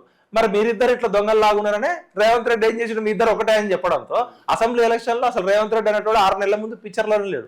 బండి సంజయ్ వర్సెస్ కేసీఆర్ నడుస్తుంది. అప్పటికీ కూడా కాంగ్రెస్ పార్టీని జాగిలి పెట్టి లేపినా కూడా ఎవరైనా మాట్లాడుతున్నారు. కాంగ్రెస్ పార్టీ హుజూరాబాద్ లో 3,000 కూడా రాలేదు. అవును, మున్గోడులో అడ్రస్ లేకుండా పోయింది కదా. అంటే బండి సంజయ్ బండిని లాగేయడము అప్పుడు తప్పనిసరి పరిస్థితి దిక్కులేక అంటారు కదా, అట్లా మార్పు రావాలని ప్రజలు కోరుకున్నారు. సునీల్ కనగోలు వచ్చి కాంగ్రెస్ రావాలని స్లోగన్ యాడ్ చేసిండు. అంటే ఇక్కడ ఎవరు కూడా పాజిటివ్ ఎనర్జీతో రాలే. కేసీఆర్ చేసిన తప్పులు, కేసీఆర్ యొక్క నియంతృత్వము, అహంకారం నుంచి రేవంత్ రెడ్డి అనే బండి సంజయ్ తీసేయడము, ప్రజలకి వేరే ఆల్టర్నేటివ్ లేక అప్పుడు మార్పు రావాలనేది ఫిక్స్ అయిపోయారు. ఎందుకంటే తెలంగాణ ప్రజలు నియంతృత్వాన్ని, అహంకారాన్ని ఎక్కువగా భరించారు, బండకేసి బాస్తారు. అది నిజాం రాజు అయినా, కేసీఆర్ అయినా, ఎవరైనా సరే. ఓకే, కానీ నిజంగా వీళ్ళు పార్టీ పెట్టే అవకాశం ఉందంట. మన కవిత ఇప్పుడు పార్టీ పెట్టాలంటే డబ్బులు కావాలి, యంత్రాంగం కావాలి. పార్టీ పెట్టడం అంటే పాన్ డబ్బా పెట్టినట్టు కాదని కేసీఆర్ అంటాడు. మరి కవిత గారి దగ్గర ఎన్ని వేల కోట్లు, 100 కోట్లు ఉన్నాయి ఆమె చెప్పాలి. సెకండ్, ఆల్రెడీ ఈయన టీఆర్ఎస్ పార్టీ పేరుతో 14 ఏళ్ళు ఉద్యమం నడిపి 1200 మందిని చంపిండు ఇండైరెక్ట్ గా. 1500 కోట్లు ఇప్పుడు టీఆర్ఎస్ పార్టీ అకౌంట్ లో ఉన్న డబ్బులు తెలంగాణ ప్రజలకు ఐపీ పెట్టి బోర్డు తిప్పేసారు. టీఆర్ఎస్ అనే బ్యాంకు బోర్డు తిప్పేసి బీఆర్ఎస్ అని పెట్టారు. టీఆర్ఎస్ కోసం, తెలంగాణ కోసం పుట్టిన పార్టీలో బీఆర్ఎస్ అనే పేరు ఎందుకు ఉంటుంది? ఈ పార్టీ పుట్టిందే తెలంగాణ కోసం కదా. మరి భారత రాష్ట్ర సమితి మా అవసరం ఎందుకు? మమ్మల్ని చంపి మా పిల్లలందరినీ రెచ్చగొట్టి మమ్మల్ని ఆత్మహత్యలు చేసుకునేటట్టు చేసి మా 25 ఏళ్ల జీవితాన్ని తీసుకున్నాడు కదా. మరి అలాంటి టీఆర్ఎస్ పార్టీ అకౌంట్ 1500 కోట్లు ఎవరికి చెందుతాయి? తెలంగాణ ప్రజలకు చెందుతాయి, నిరుద్యోగులకు చెందుతాయి, విద్యార్థులకు చెందుతాయి, చనిపోయిన అమరవీరుల కుటుంబాలకు చెందుతాయి. మరి ఆ 1500 కోట్ల కోసం ఈ గొడవ, లేకపోతే వాళ్ళు దాచుకున్న రమ్యారావు చెప్తుంటారు కదా వజ్రాల కోసం, లేకపోతే సంతోష్ రావుకి అమెరికా డల్లాస్ లో 1000 ఎకరాల ఎస్టేట్స్ ఉన్నాయట. రీసెంట్లీ నేను విన్నాను, నిజంగా అదే చెప్తుంది కదా. ఇంతవరకు కౌంటర్ చేయలే కదా. ఇప్పుడు మరి వీళ్ళకున్న విల్లాలు, వీళ్ళకున్న రియల్ ఎస్టేట్ వెంచర్లు, వీళ్ళకున్న బంగ్లాలు, వీళ్ళకున్న దొరల గడియలు ఏ దేశాల్లో ఉన్నాయి, ఎక్కడెక్కడ ఉన్నాయి? మరి కవిత నిజంగానే తండ్రి మీద తిరుగుబాటు చేస్తుందా, లేకపోతే ఇద్దరు కలిసి match fixing Hindustan Unilever committee లాగా ఇది కల్వకుంట్ల కుటుంబం వారి ప్రొడక్షన్, కథ, screen play, direction, writer KCR అయినా? కేసీఆర్ గారు ఏమనుకుంటాడు, నేను ఎంజాయ్ చేసిన నా కొడుకు, నా బిడ్డ, నా అల్లుడు, ఈ ముగ్గురికి పోటీ పెడదాం, సర్వైవల్ ఆఫ్ ద ఫిట్టెస్ట్. ఎవరు గెలిస్తే వాడు. కవిత గెలిచినా కేసీఆర్ కూతురే అంటారు, హరీష్ గెలిస్తే కేసీఆర్ అల్లుడు అంటారు, కేటీఆర్ గెలిస్తే ఈ ముగ్గురిని బలి చేద్దాం, ఎవడో ఒకడు నీళ్ళల్లో, ఇప్పుడు నీళ్ళల్లో తోద్దాం, లేకపోతే ఆయన ఈ వయసులో కూర్చుంటే లేవలేడు, లేస్తే కూర్చోలేడు. మొన్న మీటింగ్ చూసిన పాపం ఆయన పరిస్థితి పెద్ద మనిషి అయిపోయాడు. అసలు ఎప్పుడు స్క్రిప్ట్ చూడలేదు. అలాంటిది ఆయన పసంత పోయింది. ఈ వయసులో ఆయనకి శాసనసభ పక్ష లీడర్ అవసరమా? ప్రతిపక్ష నేత హాయిగా ఫామ్ హౌస్ లో రెస్ట్ తీసుకోవచ్చు కదా. ఇప్పటికి కూడా పదవి వదిలిపెట్టుకోకుండా కూర్చున్నాడు, ఫేకాలు వేసుకో. అంటే ఈయన సచ్చేదాకా పదవిలో ఉంటాడు. ఈ ముగ్గురికి కూడా ఏం పదవులు ఇయ్యాడు ఈయన. ఇలా ముగ్గురు ఆయుష్ తీసుకొని బతకాలనుకుంటాడు తప్ప ఈయన ఏమి రిటైర్ అయ్యే మనిషి కాదు. ఎందుకంటే రిటైర్ అయితే ఈయన దగ్గరండి. అవును, గన్మ్యాన్లు, ఈ హంగామా, ఈ లేకపోతే బతకలేరు. పరుగు ఆపడం కూడా ఒక కళ. జీవితంలో ఒక స్థాయికి వచ్చినాక ఎక్కడ ఆపాలో తెలవాలి. మీరు శోభన్ బాబు గారి బుక్ చదవండి, సూపర్ అండి. పరుగు ఆపడం. ఎందుకంటే కేసీఆర్ గారు ఒక తెలంగాణ ఉద్యమ నాయకుడిగా ఆయనకు రావాల్సిన పేరు వచ్చింది. కేసీఆర్ అనే బ్రాండ్ వచ్చింది. 2 సార్లు ముఖ్యమంత్రి అయిండు, ఒకసారి కేంద్ర మంత్రి అయిండు. ఆయన కుటుంబం మొత్తం పరివారం లక్షల కోట్లకి ఎదిగిపోయారు. మందులో సోడా కలిపేటోడు మంత్రి అయిండు, టాబ్లెట్లు ఇచ్చేటోడు రాజ్యసభ సభ్యుడిని చేసిండు, ఆయన ఎంపీ అయిండు. వినోద్ రావు గారు నా మిత్రుడు, ఆయన ఏమంటాడంటే కవితకి ఇంత ఆవేదన ఉందని నేను అనుకోలేదు, కవిత హృదయంలో ఇంత ఆవేదన ఘనీభవించిందా పాపం అంటున్నాడు. మరి 1200 మంది పిల్లలు చచ్చిపోయారు కదా, వాళ్ళ పాపం అన్నాడా? వాళ్ళ గురించి తెలియదు. నిజంగానే మీరు పాయింట్ గుర్తు చేశారు. అంత ఉద్యమంలో చనిపోయిన వాళ్ళని ఎవరిని హక్కులు చేర్చుకోలేదు. మా టీడీపీలో ఉద్యమ ద్రోహులు ఎవరైతే ఉద్యమంలో పాల్గొని వాళ్ళందరినీ తీసుకెళ్ళి మంత్రులుగా చేసి ఉద్యమ ద్రోహులందరినీ మంత్రులుగా, నిజంగా ఇది జనం ప్రజలు కూడా అర్థం చేసుకోవాలి. నిజంగా ప్రజలకి ఆ విజ్ఞత ఉంటే మళ్ళీ బీఆర్ఎస్ కానీ ఓటు వేస్తే పరిస్థితి ఉండదని నేనైతే అనుకుంటున్నాను. అసలు బీఆర్ఎస్ పార్టీ తెలంగాణకి ఏం అవసరం? తెలంగాణకి టీఆర్ఎస్ పార్టీ అవసరం. టిఆర్ఎస్ ని మార్చింది ఎందుకు? తెలంగాణని మొత్తం దోచుకున్నాం. ఇప్పుడు చెరుకు గడ ఉంటది కదా, మొత్తం పీల్చి పిప్పి పిండి చేసినాక దాని నుంచి మొలాలిసిస్ కూడా తీసినాక వేస్ట్ పడేస్తారు. వేస్ట్ పడేది. అట్లా తెలంగాణ ప్రజల్ని 4 కోట్ల మందిని పీల్చి పిప్పి పిండి చేసి 7 లక్షల కోట్లు అప్పు చేసి తెలంగాణని యాగాల పేరుతో ఆగం చేసి తెలంగాణని ఏమి లేదని చెప్పి భూములన్నీ దోచేసుకొని ధరణి పేరుతో కుంకుమ భరణి అయినాక టిఆర్ఎస్ అనే అకౌంట్ ని క్లోజ్ చేసి తెలంగాణ ప్రజలకు ఐపీ పెట్టిండు కేసీఆర్. కొత్త దుకాణం పెట్టిండు బీఆర్ఎస్ అని. ఆయన ప్రధానమంత్రి కావాలనో ఉప ప్రధానమంత్రి కావాలో రాష్ట్రపతి కావాలని మహారాష్ట్ర కర్ణాటక ఈయన డబ్బులు పంచని రాష్ట్రం ఏముంది? ఉత్తరప్రదేశ్ లో ఉన్న వాళ్ళకి రైతులకు పంచిండు, పంజాబ్ లో ఉన్న రైతులకు పంచిండు, సైనికులకు పంచిండు, మహారాష్ట్రలో పంచిండు, అన్ని రాష్ట్రాలకు పోయిండు. కానీ తెలంగాణ ప్రాంతంలో తెలంగాణ కోసం చనిపోయిన 1200 మంది అమరవీరుల అడ్రస్లు ఉండవు. విద్యార్థుల మీద పెట్టిన కేసులు తీసేయారు. ఎంత సిగ్గుచేటండి ఇది. విద్యార్థుల్ని చంపిన కాసు బ్రహ్మానందరెడ్డి విగ్రహం సమైక్యాంధ్ర పాలకుల్లో బంజారాహిల్స్ లో జూబ్లీహిల్స్ లో ఉంటదంటే అనుకోవచ్చు. తెలంగాణ వచ్చినాక 11 ఏళ్ల తర్వాత కూడా మా పిల్లల్ని 370 మందిని చంపినాయి ఆర్మీతో చంపించిన కాసు బ్రహ్మానందరెడ్డి విగ్రహం తెలంగాణలో ఎట్లుంటది? అది తీసుకుపోయి గౌరవంగా గుంటూరులోనే అక్కడ పెట్టాలా? మన దగ్గర ఉండాల్సింది శ్రీకాంతాచారి విగ్రహం ఉండాలి, కానిస్టేబుల్ సుజాత విగ్రహం, యాదయ్యది, వేణుగోపాల్ రెడ్డిది, ఇట్లా 1200 మంది విగ్రహాలు పెట్టాలి. ఆ పార్కు చుట్టూ 1200 మంది చచ్చిపోతే పెడతారు కదా. ఇప్పుడు ఎక్కడైనా యుద్ధం జరిగింది కదా, మరి 69లో చనిపోయిన వాళ్ళ విగ్రహాలు పెట్టాలి కదా. కనీసం వాళ్ళ పేర్లు కూడా ఇవ్వాలి కదా. కేసీఆర్ ప్రభుత్వం అట్లా చేసింది. మరి రేవంత్ రెడ్డి ప్రభుత్వం వాళ్ళు గుర్తుపెట్టుకుంటుందంటే అది లేదు. అన్ని తెలిసిన కేసీఆర్ అహంకారంతో నియంతృత్వంతో తెలంగాణను ఆగం చేసిండు, అప్పుల పాలు చేసిండు, తెలంగాణ బొచ్చ బిచ్చిపోయిండు. అన్ని తెలిసిన కేసీఆర్ అట్లా చేస్తే ఏమీ తెలియకున్న రేవంత్ రెడ్డి ఏం చేస్తున్నా కూడా తెలియట్లే. ఇప్పుడు ఆయనకేమో అన్ని తెలుసని విర్రవీగిండు. ఆయనది అహంకారము, నియంతృత్వము. ఈయనది అజ్ఞానము, ఎవరు చెప్పినా వినట్లేదట. నాకే అన్ని తెలుసు అనుకుంటున్నాడు. ఇప్పుడు మామూలుగా రేవంత్ అన్న కూడా నాకు మంచి మిత్రుడే. రేవంత్ అన్న, మన హ్యూమన్ బ్రెయిన్ ఎంత గొప్పలమైనా ఒక బ్రెయిన్కు ఉండే నాలెడ్జ్ కాను 10 మంది బ్రెయిన్లకు ఉండే నాలెడ్జ్ వేరుంటుంది. ఇప్పుడు కేసీఆర్ అడ్వైజర్లు అందరినీ రేవంత్ రెడ్డి ఏమన్నాడు? అడ్వైజర్లు వీళ్ళంతా అన్నాడు. మరి నీ అడ్వైజర్లు ఎవరన్నా? అసలు అడ్వైజరా లేకపోతే వేం నరేందర్ రెడ్డి? వేం నరేందర్ రెడ్డి గారు మంచి మనిషి, నాకు కూడా మిత్రుడే. ఓకే, వేం నరేందర్ రెడ్డికి ఉన్న పరిపాలన అనుభవం ఏంది, ఆయనకున్న సబ్జెక్ట్ ఎక్స్పర్టైజ్ ఏంది? నీకు ఫైనాన్షియల్ గా హెల్ప్ చేసి ఉండొచ్చు, టీడీపీలో మీరు మంత్రులు ఉండొచ్చు, మీరు వ్యక్తిగతంగా స్నేహితులు ఉండొచ్చు. నీకన్నా తెలియకల్లో నీకు పరిపాలన అనుభవం లేదు, నీకు మంత్రిగా కూడా పనిచేయలేదు. నువ్వు ఒక వాక్చాతుర్యంతో కేసీఆర్ ని డి అంటే డి అని ఢీ కొట్టి నీకున్న మాటలతోటి ప్రజలందరూ కాంగ్రెస్ టిఆర్ఎస్ ని చీచి అనుకున్నారు కాబట్టి నువ్వు వచ్చినావు. అదృష్టవశాత్తు యంగేజ్ లో ముఖ్యమంత్రి అయినావు. ఇప్పటికైనా 18 ఏళ్ళు సమయమైంది. నువ్వు నిరుద్యోగులతోటే ముఖ్యమంత్రి సీట్ వచ్చినావు అని చెప్పి ఎల్బీ స్టేడియంలో నువ్వే చెప్పినావు. మరి 18 నెలల సమయంలో 18 సెకండ్లు కూడా నిరుద్యోగులకు ఎందుకు ఇవ్వలేదు? గ్రూప్ 1 విషయంలో 3 అమ్మాయిలు ఆత్మహత్య చేసుకున్నారు.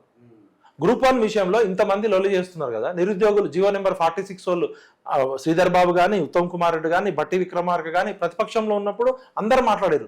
మరి అధికారంలోకి వచ్చినాక జీవో నెంబర్ 46 కానిస్టేబుల్ బాధితులు ఫస్ట్ టైం ఇండియాలో మొత్తం యూనిఫామ్ వేసుకున్న వాళ్ళందరూ ధర్నాలు చేశారు కదా పెళ్ళం పిల్లలతో. అంటే నీ ఫెయిల్యూర్ అన్నట్టే కదా.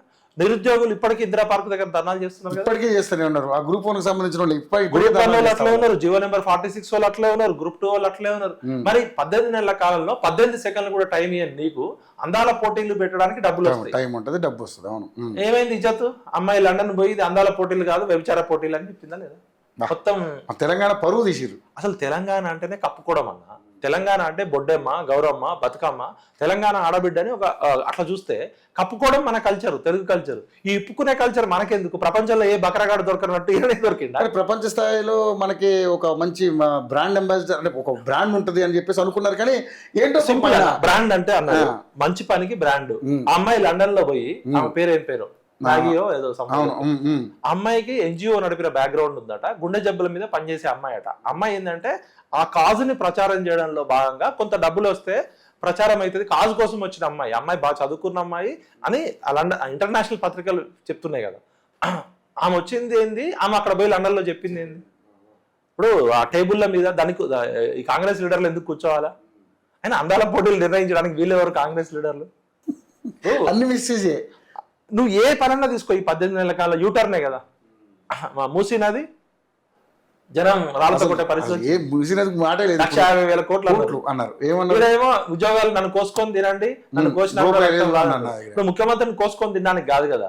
మనం ప్రజలంతా అఘోరీలా, రాక్షసులా? ఇప్పుడు కోసుకొని ఎందుకు తింటారు ముఖ్యమంత్రిని? ముఖ్యమంత్రి గారు పరిపాలన చేయాలి, రాష్ట్రాన్ని అద్భుతంగా నడపాలని కేసీఆర్ వద్దనుకొని నిన్నిచ్చారు కదా. నువ్వు చేత కాదంటే మరి దిగిపోయి ఎందుకు? మరి అన్ని చేతగానే మాటలే మాట్లాడుతున్నావు కదా. నా దగ్గర ఏం లేదు, లంక బిందెలు అనుకొని వచ్చిన లంక బిందెలు తవ్వేటోడిని ఏమంటారు? గుప్త నిధులు తవ్వేటోడిని. కాదన్నా, గుప్త నిధులు దొంగలు ఏమంటారు, గుళ్ళల్లో కోటల్లో ఆ పాత భవనాలలో నువ్వేమైనా గుప్త నిధులు చదివే బ్యాచ్ నువ్వు ఒక ముఖ్యమంత్రిగా ప్రతిపక్ష నాయకుడిగా నువ్వేం మాట్లాడినా అడిసింది రేవంత్ అన్న. ముఖ్యమంత్రిగా ఉన్నప్పుడు నువ్వు కూర్చున్న కుర్చీకి హుందాగా భాష మాట్లాడాలి. ఇప్పుడు కేసీఆర్ అనేటోడు తెలంగాణకి పనికిరాడు, తెలంగాణ దోచుకున్నాడు, వాడు కచరాగాడు అని చెప్పి వాడిని ఫామ్ హౌస్ కు పంపించారు ప్రజలంతా. నువ్వు ఈ 18 నెలల్లో ప్రతిసారి కేసీఆర్ గురించి మాట్లాడి కేసీఆర్ కి ప్రచారం కల్పించావు. ఆయన హైలైట్ చేసిన ఇంకా ప్రజలంతా కేసీఆర్ ని వద్దనుకునే తూతూ చీచి అంటే నువ్వు ప్రచారం డైలీ ఆ వరంగల్లో లక్షల మందితో మీటింగ్ పెట్టే పరిస్థితి తీసుకొచ్చినావు. అంటే కేసీఆర్ కి ఇండైరెక్ట్ గా ప్రచారం చేసింది రేవంత్ రెడ్డి గారు అని తెలిసిపోతుంది. ఇలా కరెంటు పోగానే కేసీఆర్ గుర్తు చేసుకుంటారు. అక్కడేమో కేసీఆర్ గారేమో రేవంత్ రెడ్డి గురించి ఒక మాట కూడా మాట్లాడారు. రైతు బంధు అంటే పేరు కూడా ఎత్తాడు. ఈయనేమో పొద్దున్న లేస్తే ఆయనే తిరుగుతాడు. రేవంత్ అన్నకి ఏమైందంటే పాపం చిన్న వయసులోనే సీట్ రావడము, ఈ చుట్టూ ఆ బ్రోకర్ గాళ్ళు, లోఫర్ గాళ్ళు, రియల్ ఎస్టేట్ దందాలు చేసేటోళ్ళు ఉండడంతో రేవంత్ గారు తప్పు చేస్తున్నారని చెప్పే ధైర్యవంతులు ఎవరు లేరు. ఇప్పుడు ముఖ్యమంత్రి చేస్తున్నారు నిజాయితీ. ఇప్పుడు ఎవడు చెప్తాడు, నాలంటోడు ఉన్నాడు అనుకో, అన్న నువ్వు ఏమన్నా అనుకో ఇజ్జత్ పోతుంది నీది, నీ ఇజ్జత్తో పాటు తెలంగాణ ఇజ్జత్ కూడా తీయబాకు, ఇట్లా చేయొద్దని చెప్తారు.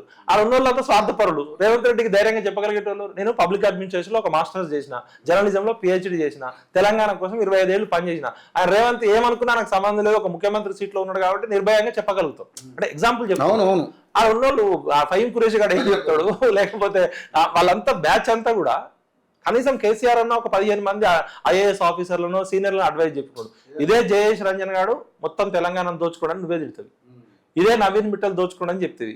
ఇదే అరవింద్ కుమార్ దోచుకోవడం చెప్తుంది. ఈ దండుపాలెం బ్యాచ్ బీహార్ బ్యాచ్ అని చెప్పినావు. ఆ మధ్య అమయ్ కుమార్ అని ఆయన నవీన్ మిట్టల్ ఎందుకు ఉంటాడు మీ ప్రభుత్వంలో? సోమేష్ కుమార్ ఎట్లా ఉంటాడు? సోమేష్ కుమార్ ఇలా ఏం చేసినావు మరి నువ్వు ఈ 18 నెలల కాలంలో? నీకు IAS దొరకలేదా? అదే Jayesh Ranjan cultural affairs, skin and hair business అంటారు ఆయన్ని ఓపెన్ గా. మరి వాడే దొరికిందా నీకు? వాడు నవీన్ మిట్టల్ అనేటోడు స్వయంగా హైకోర్టు ఒక 100 సార్లు కంటెంప్ట్ ఆఫ్ కోర్టు ధిక్కరణ చేసిండు, వీడిని అసలు ఉద్యోగంలో ఉండడానికి అర్హత లేదని కోర్టు చెప్పింది. మరి అలాంటి నవీన్ మిట్టల్ నీ పక్కన ఎందుకుంటాడు? అంటే మీరు అంతా కలిసి దందా చేస్తున్నారా? ఏం చేస్తున్నారు? మీరు చెప్పదలుచుకుంది ఏంది? ఈ 18 నెలల్లో వచ్చిన మార్పు ఏంది? అదే దందాలు, అదే దోపిడీ, అదే చందాలు, అదే స్కాములు. సీసా సేమ్, స్టిక్కర్ సేమ్, పేరు ఒక్కటి మారింది అంతే. కేసీఆర్ బొమ్మ బదులు రేవంత్ రెడ్డి బొమ్మ వచ్చింది. వెలమదొరలు పోయి రెడ్డి దొరలు వచ్చింది. కానీ తెలంగాణలో మార్పు రాలే. కూతురేమో ఇంకా సామాజిక తెలంగాణ రాలేదని. ఒక్క నిమిషం అన్న, సామాజిక తెలంగాణ అంటే అర్థం ఏంది? కవిత చెప్పాలి. ఇప్పుడు ఆయన జై తెలంగాణ అన్నాడు, దళితుడిని ముఖ్యమంత్రి చేస్తా అన్నాడు, దగా చేసిండు. నా కొడుకు కూతురు అమెరికాలో ఉంటారు రారన్నాడు, కొడుకు కూతురుని తీసుకొచ్చిండు. నేను కాపలా కుక్కలాగా ఉంటా అన్నాడు, తెలంగాణని దోచుకుని తిన్నాడు. దళితుడిని ముఖ్యమంత్రి చేస్తా అని దగా చేసిండు. అది ఆయన చరిత్ర. మరి ఈమె జాగృతి పేరుతో ఎంతమందికి ఉపాధి కల్పించింది, ఎన్ని వందల మందికి చేసింది అనేది ఆమె చెప్పాలి. ఒకసారి MP అయింది, ఒకసారి MLC అయింది. ఈమె ఎన్ని వందల కోట్లు, ఎంతమంది అమరవీరులకు. ఇప్పుడు కవితక్క చేయాల్సిన దీక్ష ఏంటంటే TRS అకౌంట్లో, BRS అకౌంట్లో ఉన్న 1500 కోట్లు, 1400 కోట్లు ఉన్నాయి కదా, ఆ 1200 మంది కుటుంబాలకి ఒక్కొక్క కుటుంబానికి ₹1 ఇవ్వమని ఆవరణ దీక్ష చేయాలి. ప్లస్ సామాజిక తెలంగాణ అంటుంది కదా, నేను బతుకున్నంత కాలం కవిత రాయాలన్నమాట ప్రజలకి. నేను కానీ, నా కుటుంబ సభ్యులు కానీ, నా కులం కానీ ఏ పదవి తీసుకోము, మేము SC ST BCల కోసమే పనిచేస్తాం. నా దగ్గర 100 కోట్లు ఉన్నాయి, మా నాన్న ఇచ్చిన ఆస్తులు ఉన్నాయి, తప్పైపోయింది, మేము ఇప్పటికే తెలంగాణని దోచుకున్నంత దోచుకున్నాం కాబట్టి నేను చెప్పి ఆ 1500 కోట్ల అకౌంట్ లో ఉంచి KTRని KCRని తీసుకొచ్చి ఇందిరా పార్క్ దగ్గర ముక్కుదేలకు రాపియాలి. జరుగుద్దా? మరి సామాజిక తెలంగాణ అంటే సామాజిక తెలంగాణ అంటే తెలంగాణలో SCలు, STలు, BCలు, పేదోళ్ళు, అగ్రవర్ణంలో ఉన్న పేదోళ్ళు అధికారానికి దూరంగా ఉన్నారు. 120 MLA సీట్లు ఉంటే 50 నుంచి 60 BCలకు ఇవ్వాలి. SC STలకు పోను, మిగిలినవి పేద రెడ్లకి, పేద వెలమలకి ఇచ్చి అందరూ అసెంబ్లీలో ఉండాలి. 136 కులాలు ఉంటే 136 వాళ్ళు అసెంబ్లీలో ఉండాలి. ప్రతి కులానికి ఒకరు అక్కడ ఉండాలి. సామాజిక తెలంగాణ వాటాల కోట. ఇప్పుడు సమాజంలో జరిగే సంఘర్షణ అంతా వాటాల కొట్లాట. ఏ కులానికి, ఏ వర్గానికి, ఏ పేద వర్గాలకు చెందాల్సిన ప్రతినిధి అసెంబ్లీలో ఉండడం. రెడ్లో ఒక 50 మంది ఉండడం, వెలమోళ్ళు 11 మంది ఉండడం సామాజిక తెలంగాణ కాదు. సామాజిక తెలంగాణ అనే పదాన్ని పలికే అర్హత కూడా వీళ్ళ కుటుంబానికి లేదు. తెలంగాణని పీల్చి పిప్పి చేసిందే ఈ వెలమ భూస్వాములు, రెడ్డి దేశ్ముఖులు, దేశపాండ్. వీళ్ళు వచ్చి దయ్యాలే వేదాలు వల్లించినట్టుంది. కాబట్టి సామాజిక తెలంగాణ అంటే సమాజంలో ఉన్న సంపద అంతా పేద వర్గాలకు పంచాలి, భూములు పంచాలా, ఆస్తులు పంచాలా. వీళ్ళకి ఒక్కొక్కరికి బిరామీల పేరుతో 100 ఎకరాలు ఉంటాయి. ఫస్ట్ కవిత గారు చేయాల్సింది ఏంటంటే కేసీఆర్ మీద, KTR మీద, సంతోష్ మీద, హరీష్ మీద ఆమె ఆస్తులు మొత్తం బయట పెట్టి వీళ్ళ ఆస్తులన్నీ ప్రజలకు పంచాలి, ఆ 1200 మంది అమరవీరుల కుటుంబాలకు పంచాలని చెప్పి ఆమరణ దీక్ష చేయాలి. అప్పుడు సామాజిక తెలంగాణ వచ్చినట్టు. SC ST BCలకి ప్రామిస్ చేయాలి, నేను ఏం పదవి తీసుకోను, నేను MLA పదవి తీసుకోను, MLC పదవి తీసుకోను, నేను కానీ, నా కుటుంబ సభ్యులు కానీ, నా కులం కానీ. ఇప్పటికే మేము 0.1% ఉన్న వాళ్ళం చాలా అనుభవించినాం. కాబట్టి నేను ప్రజల కోసం ఒక బాల్ ఠాక్రే లాగానో ఒక అన్నా హజారే లాగాను. అన్నా హజారా లాగా నేను ఓన్లీ ఒక 1000 కోట్లు పెట్టి ట్రస్ట్ పెడతా, ఎస్సీ ఎస్టీ బీసీలకి నిరుద్యోగులకి ఒక్కొక్క 1000 కోట్లు పెడతా, నా దగ్గర 100 కోట్లు ఉన్నాయి అని పెట్టి అప్పుడు ఆమె ప్రకటించి బాండ్ పేపర్ ఇచ్చి సైన్ చేసి ప్రమాణ స్వీకారం చేసి అమరవీరుల స్థూపం దగ్గర ముక్కు నేలకు రాసి కేటీఆర్ని కేసీఆర్ని తాళతో తీసుకొచ్చి బంధించాలి. అప్పుడు సామాజిక తెలంగాణ అంటే నమ్ముతారు. ఇది అయ్యేదేనా? జరిగేది కాదు. ఇదంతా కల్వకుంట్ల వారి డ్రామా. హిందుస్థాన్ యూనిలివర్ స్క్రీన్ కథ, స్క్రీన్ ప్లే, డైరెక్షన్, యాక్షన్ అంతే. ఏదైనా blood is thicker then water. అంతే. ఇవాళ కొట్టుకుంటారు, రేపు పొద్దున కలిసిపోతారు. వజ్రాల కోసం వీళ్ళు నీళ్లు నిధులు నియామకాల కోసం కాదు, అక్రమ ఆస్తుల కోసము, ఆధిపత్యం కోసము, రేపు రాబోయే అధికారంలో వాటా కోసం. ఇప్పుడు నరం మీద పుండు ఉన్నప్పుడు సలసలసల్లా అంటది. ఇంకోటి నడమంత్రపు సిరొచ్చిన వాళ్ళు ఆగరు. ఇప్పుడు నీకో 1000 కోట్లు నాకో 1000 కోట్లు వస్తే మనం ఇట్లుండం. ఏ మనిషికైనా ఇప్పుడు వాళ్ళ దగ్గర 1000 కోట్లు ఉన్నాయి, అధికారాన్ని ఎంజాయ్ చేసారు. ఇప్పుడు ఏం చేయాలి? ఓ దుకాణం పెట్టాలి. ఇప్పుడు ఫ్రాంచైజీలు పెడతారు కదా 4 చోట్ల. కేసీఆర్ ఒక దుకాణం, కేటీఆర్ ఒక దుకాణం, హరీష్ ఒక దుకాణం, సంతోష్ ఒక దుకాణం, కవిత ఒక దుకాణం, ఇంకో వినోద్ రావు ఇంకో దుకాణం పెడతారు. 5 దుకాణంలో ఏదో ఒకటి సక్సెస్ అవుతుంది. ఇప్పుడు బ్రాంచీలు పెడితే ఇప్పుడు KFC ఇప్పుడు 5-6 బ్రాంచీలు పెడతారు. McDonald's, KFC. ఒకటి అమీర్పేట సక్సెస్ అయితే ఒకటి దిల్సుఖ్ సక్సెస్ కాకపోవచ్చు. పెట్టడం అయితే అన్ని ఫ్రాంచైజీ సక్సెస్ కావచ్చు. కేసీఆర్ మాస్టర్ ప్లాన్ ఏంటంటే నలుగురిని తోద్దాం, ఎవడో ఒకటి సక్సెస్ ఉంటే ఆ పేరు వస్తుంది. ఇది తెలంగాణ ప్రజలని ఎర్రి గొర్రెలు చేయడమే. తెలంగాణ ప్రజల తరపున, ఉద్యమకారుల తరపున ప్రజలారా మేల్కోండి. ఇప్పటికే మనం ఈ అగ్రవర్ణ ఆధిపత్య భూస్వామ్య ఫ్యూడల్ విధానంతో తెలంగాణ నష్టపోయింది. అడవులో అన్నల్ని చంపుతున్నారు. నేను అన్నలకు కూడా రిక్వెస్ట్ చేస్తున్నా, మీరు ఇక తుపాకు వదిలేసి జనజీవన స్రవంతిలోకి రండి. మీరు నేపాల్లో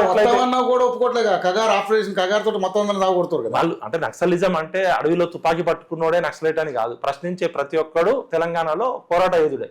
ఈ ప్రశ్నించే స్వభావం ఉన్నోళ్ళు, నీతి నిజాయితీ ఉన్నోళ్ళు రాజకీయాల్లోకి రావాలి. అవసరమైతే నేను రిక్వెస్ట్ చేస్తున్నా, మీరు అడవుల్లో చనిపోకండి. నేపాల్లో ఎట్లయితే ప్రజాస్వామ్యబద్ధంగా ఎలక్షన్లో పార్టిసిపేట్ చేసి గెలిచారో మీరు ఇక తుపాకీ గొట్టంతో రాజ్యాధికారం రాదు. ఎందుకంటే మీ అవుట్డేటెడ్ అది. ఎందుకంటే మీ దగ్గర ఉన్న టెక్నాలజీ కన్నా ప్రభుత్వం దగ్గర ఉన్న టెక్నాలజీ కొన్ని లక్షల రెట్లు పవర్ఫుల్. డ్రోన్ టెక్నాలజీ వచ్చింది, GPS టెక్నాలజీ వచ్చింది. అయినా హింసతోటి రాజ్యాధికారం రాదు. ఆ సిద్ధాంతాన్ని మేము నమ్మం. మేము ప్రజాస్వామ్యాన్ని నమ్మేటోళ్ళము, రాజ్యాంగం మీద నమ్మేటోళ్ళము. మీరంటే గౌరవం ఉంది కాబట్టి ప్రాణాలు కోల్పోకండి. మీరు రండి ప్రజాస్వామ్యంలోకి, మీరు ఎలక్షన్ లో పోటీ చేయండి, మేము సపోర్ట్ చేస్తాం. ఎందుకంటే మీరు నిజాయితీ పరులు. ఇక్కడ ఉన్న వాళ్ళంతా 10 కొక్కులాగా తింటున్నారు. ఒక్కొక్క ఎమ్మెల్యే 100 కోట్లు 1000 కోట్లు సంపాదిస్తున్నారు. కాంట్రాక్టర్లు, liquor mafia, sand mafia, land mafia, education mafia అంతా రాజకీయ నాయకులేరు. కాబట్టి కొత్త రాజకీయ వ్యవస్థను నిర్మిద్దాం.